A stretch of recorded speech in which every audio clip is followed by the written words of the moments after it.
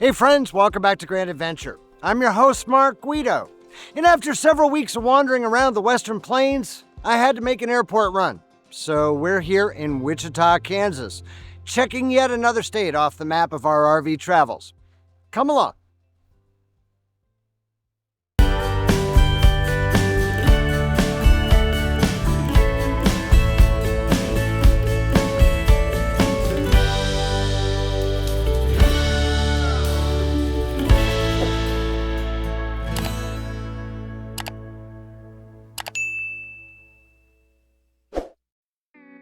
Wichita earned an important place in Western history thanks to the Chisholm Trail, a cattle drive route to bring Texas longhorns to the north and east, where higher prices could be fetched. At the end of the U.S. Civil War, an oversupply of Texas cattle, thanks to restricted access to markets, meant that they were worth $4 a head in Texas and $40 a head in the Northeast. When Missouri restricted cattle drives across its territory, half-Cherokee trader Jesse Chisholm and Scout Black Beaver laid out a route from the Red River along the Texas border with the Indian Territory, now west central Oklahoma, to the railroad lines in Kansas to ship Texas longhorns east. As more railroad lines were incrementally built southwards, Wichita became the northern terminus of the Chisholm Trail in 1872, when the Atchison, Topeka, and Santa Fe Railroad reached the settlement. By the 1880s, many Texas ranchers began to instead use the Texas Trail to the Union Pacific Railway in Nebraska. Today, Wichita, on the banks of the Arkansas River, is the largest city in Kansas, with nearly 650,000 people residing in the city and the surrounding metropolitan area.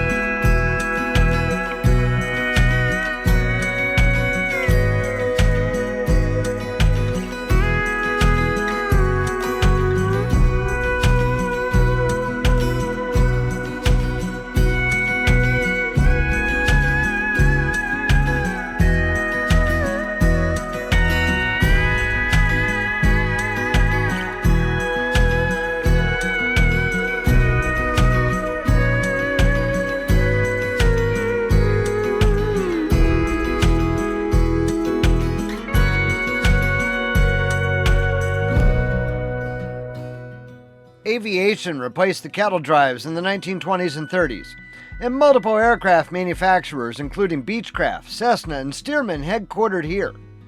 Textron Aviation, created by the merger of Beechcraft and Cessna, continues to operate design and manufacturing facilities in Wichita, as does Learjet, Airbus, and Boeing Spirit Aerosystems.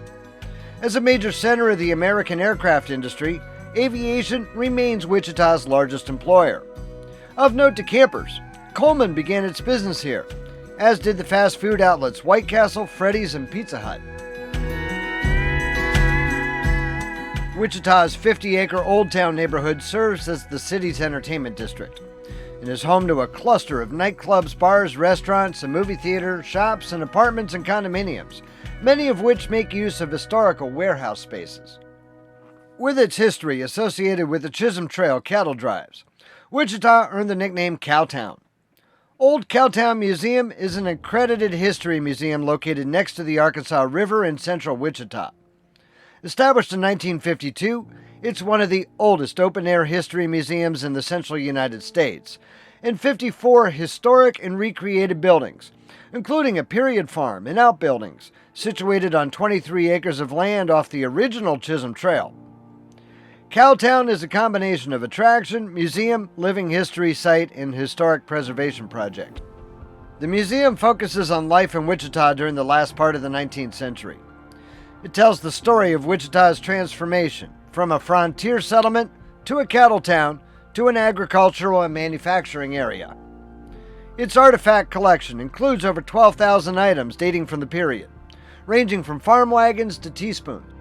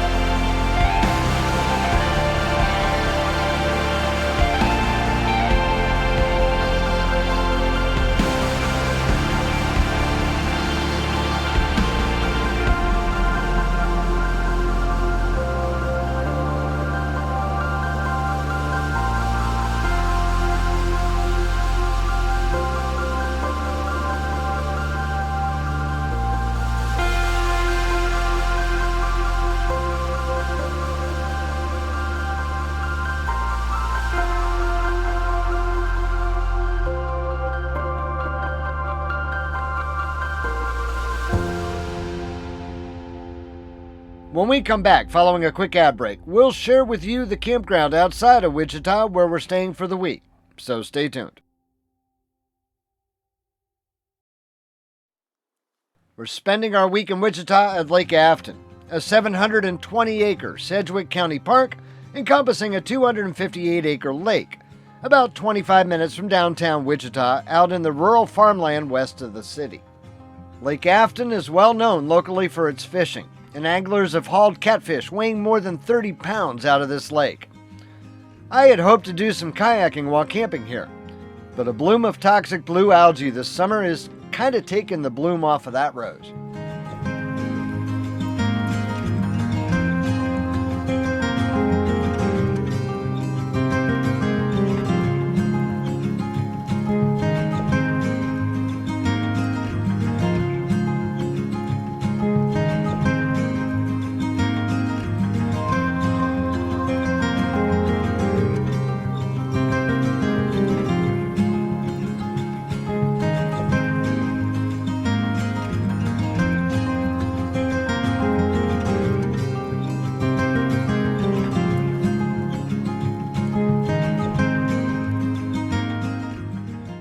Toto, we're still in Kansas after all.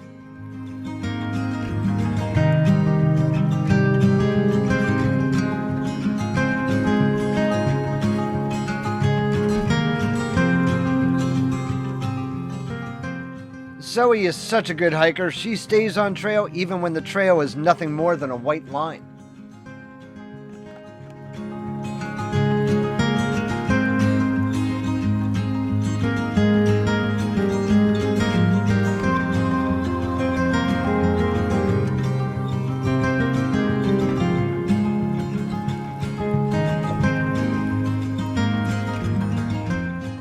The park office doubles as a bait shop, convenience store, and laundromat.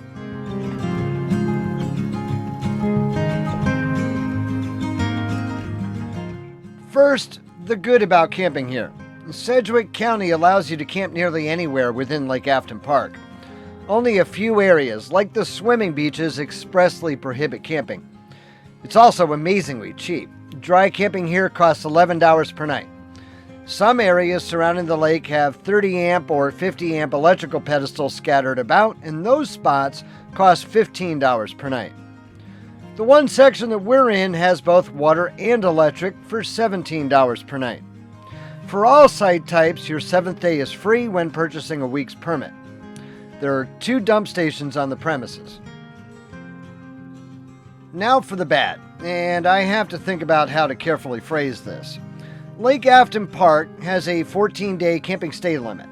However, at the end of the 14 days, all you need to do is move to another area within the park. You don't actually need to leave.